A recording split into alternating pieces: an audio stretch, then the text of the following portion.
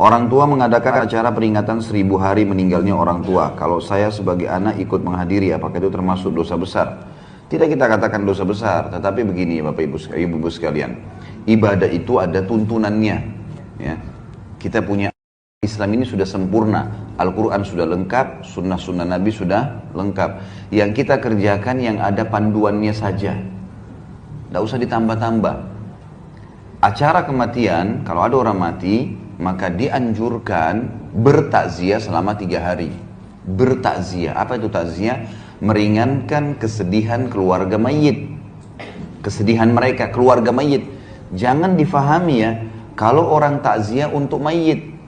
Kenapa banyak orang kalau lagi takziah ibu-ibu sekalian baca Yasin, baca tahlilan. Kenapa mereka baca itu di acara kematian? Karena mereka anggap ini untuk orang matinya. Ini pemahaman yang keliru. Takziah itu artinya meringankan kesedihan orang yang sedang ditinggal mati, keluarganya, kan gitu. Jadi kita disunnahkan bawa makanan. Waktu Ja'far bin Abi Thalib, saudara kandungnya Ali bin Abi Thalib meninggal di perang Mu'tah mati syahid, maka Nabi SAW berkata kepada penduduk Madinah, ya, buatkanlah makanan dan minuman untuk keluarganya Ja'far. Bukan Ja'far, Ja'far sudah mati. Yang mati ini setiap saat kita doain, bukan di hari itu. Ini 3 hari ini kita datang ke rumah orang yang sedang bersedih untuk keluarganya yang sedang sedih. Buatkanlah makanan dan minuman untuk keluarga Ja'far karena mereka sedang tertimpa apa yang tidak menimpa kalian. Kita disuruh bawa makanan, bawa minuman, kemudian datang selama 3 hari dan menyabarkan, mendoakan. Di antara doa Nabi SAW, A'zamallahu ajrakum, semoga Allah melipat gandakan pahala kalian. Kalau nggak bisa bahasa Arab, bisa bahasa Indonesia, dibacain buat mereka. Sabarin, doain gitu kan. Inna lillahi ma'akhad, walillahi ma'a'ta, wa kullu syai'in indahu bimiqdar. Sesungguhnya milik Allah yang dia kasih, milik Allah yang dia ambil, dan semua berjalan sesuai dengan takdirnya. Sabarin, sabar ya gitu. Kakak saya beberapa tahun lalu anaknya meninggal dunia. Anaknya satu-satunya anak laki-laki. Anak ini sehat, habis asar, nggak ada apa-apa. Masih makan pisang goreng, masih minum teh hangat gitu. Kakak saya ini ibunya masih minta tolong antar ke tempat kursus adik perempuannya di kota Makassar kebetulan. Pada saat itu tiba-tiba jam habis maghrib dia pulang habis antar ibunya, temannya telepon dari Bali minta dijemput di bandara Makassar. Dia keluar pintu tol ditabrak mobil truk mati. Meninggal, nggak sakit, nggak apa, nggak ada sama sekali apa-apa. Tadi masih antar ibunya, jam 12 malam baru ketahuan. Itu pun yang tahu kebetulan adik saya laki-laki, jadi pamannya anak ini ya. Itu dari celananya, kok celananya kayak dia, ada dicari di rumah sakit, cari di mana-mana ditemukan. Itu darah semua. Yang jelas, pagi-pagi habis subuh saya ditelepon, ini kakak saya yang laki-laki sudah nangis-nangis, Khalid cepat segera datang ke Makassar. Kenapa? Ini ponakan kita meninggal. Saya beli pesawat pertama, tiket pesawat pertama Garuda, kemudian saya berangkat pagi ke sana. Tiba di sana, semua keluarga bilang, ini kakak kamu sudah nggak ada yang bisa hadapin. Dari malam pingsan terus nih, bangun pingsan, nggak mau makan, nggak mau minum. Ini masalah, nanti sakit juga dia. Gimana caranya? Saya datang dekatnya lalu saya dudukin. Kak duduk sebentar, dia duduk. Setelah saya salaman lalu saya bilang, Hamdi, namanya anak ini Hamdi. Hamdi ini tidak hilang. Tidak hilang, saya bilang. Hamdi ini kita sebagai orang beriman tahu, pindah alam ke alam akhirat. Akhirat itu abadi. Dia sedang mendahului kita ke sana. Untuk apa kakak sedih? Jelas-jelas dia cuma pindah. Dia bangun dari tempat itu dan dia bilang, memang benar Hamdi gak hilang. Saya bilang gak hilang. Orang beriman yakin, mati itu sebuah pintu untuk menuju kepada kehidupan abadi. Jadi gak usah sedih dengan mati. Memang mati itu harus dilalui proses. Bukan cuma manusia, hewan, tumbuh-tumbuhan, semua mati. Gitu kan? Mati itu sebuah pintu, kalau kita masuk kita akan menuju ke rumah abadi kita. Cuman di sana ada surga atau neraka, baik atau buruk gitu kan. Penentuannya sekarang. Jadi jangan anggap anaknya hilang. Yang penting, seperti ibaratnya saya bilang sama kakak saya, seperti saya sama kakak mau ke Surabaya nih dari Makassar. Kebetulan tiketnya Hamdi jam 9 pagi, saya sama kakak jam 3 sore. Kita akan ketemu kok di sana. Yang penting tiketnya sama, iman dan amal saleh. Kalau sama ketemu di sana, gak usah khawatir.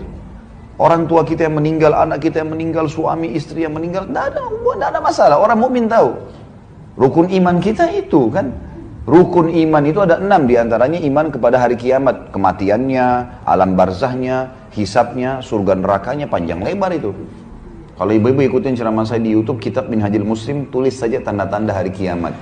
Atau tentang surga dan neraka. Ada panjang lebar saya ceritain masalah itu. Jadi kita harus paham tentang poin-poin seperti ini. Kalau orang meninggal, ya yang kita lakukan adalah kita bertakziah kepada mereka, keluarganya. Sementara si mayit, ya, itu 3 hari maksimal ya, Nabi kerjakan 3 hari. Jadi nggak ada hari ke-7, hari ke-1000, hari ke-40, ini nggak ada semua. Ini mengikuti acaranya orang-orang Nasrani. Kalau ada ibu-ibu di sini mungkin pernah mu'alaf dari Nasrani, pasti tahu. Gitu kan? Pasti tahu. Jadi saya tahu betul karena kebetulan istri saya mu'alaf.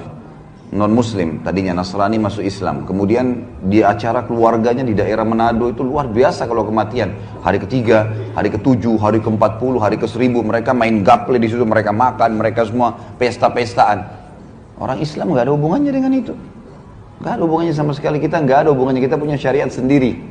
Takziah 3 hari maksimal. Dan sabarin, bawain makanan, pulang. Jangan duduk di situ. Gak usah lama-lama, Nabi SAW dalam 1 hari bisa datang sampai 3-4 kali ke rumah orang yang sedang bersedih. Baik, untuk si mayit, apa yang kita lakukan? Perbanyak amal buat dia. Beristighfar untuknya. Dan itu setiap saat. Selama kita hidup, kita selalu beristighfar untuk dia. Ya Allah, ampuni dia, rahmati dia. Jadikan kuburannya taman dari taman surga. Terus, bersedekah buat dia. Ada masjid lagi dibangun, kita sumbang atas nama si mayit. Itu boleh. Nggak masalah. Sumbangkan Quran di masjid atas nama dia, ya. Apapun yang bersifat amal jariah, pembangunan jalan lah, penggalian sumur lah, apa saja yang bisa jadi kebaikan buat dia. Dan masuk dalamnya juga haji dan umroh. Karena pernah memang ada ada seorang sahabat datang kepada Nabi SAW dan berkata, ya Rasulullah, ayah saya sudah meninggal. Yang satu bilang ayah saya sudah lumpuh total, nggak bisa lagi safar. Tapi belum pernah haji dan umroh, bisa saya haji umrohkan? Kata Nabi SAW, haji dan umrohkanlah. Jadi boleh dihajikan dan diumrohkan, gitu kan? Di yayasan saya misalnya, saya buat program, setiap tahun tuh banyak sekali jemaah yang ikut. Untuk haji itu $1.500, 1.500 US. Nanti kami kasih ke mahasiswa-mahasiswa di sana, mahasiswa kita Indonesia yang di Madinah, kasih mereka, nanti mereka hajikan. Ya. Gitu kan? Kalau umroh itu kalau tidak salah ya sekitar $300. Jadi ibu-ibu biar tidak mampu untuk umrohkan hajikan orang tua, bisa melalui orang-orang ini gitu. Bisa kita pakai tenaga-tenaga mereka, asal orang terpercaya. Nah, banyak juga ini orang-orang kita, karena pas masuk di hotel di Mekah, apalagi kalau yang ikut pemerintah ya, kalau ONH Plus biasanya dijaga tuh. Kalau yang ikut pemerintah ini karena buildingnya terbuka, banyak orang Bangladesh, banyak orang India masuk, nawar-nawarin badal haji. 1 kali haji 50 real. Ini nggak benar, ini nggak ada 50 real. Bagaimana caranya haji 50 real? Dia kumpul sampai 100 orang tuh. 1 kali haji 100 orang, gimana caranya? 1 haji 1 orang, nggak bisa, gitu kan? Belum biaya kemah, belum transportasi, belum segala macam. Nah ini termasuk bisa untuk orang meninggal. Jadi didoakan setiap saat, selalu sedekah jariahkan buat dia, sedekah buat dia perbanyak. Kemudian juga kita haji dan umrohkan buat dia. Gitu kan? Ini yang boleh. Jadi kita harus bedain ya, syariat kita jelas kok, nggak ada sesuatu yang keliru. Jadi perayaan hari 1000 mati ini tidak pernah ada. Setiap hari kita ingat dia, bukan hari ke-1000. Setiap hari kita sedekah, setiap hari kita doain, setiap detik kita doain. Ingat ibu kita langsung, ya Allah ampuni rahmati. Ingat ayah kita, ya Allah ampuni dan rahmati. Setiap saat anak kah, saudara kah, setiap saat kita doakan. Karena tradisi seperti ini adalah tradisi orang non-muslim yang ditarik ke Islam.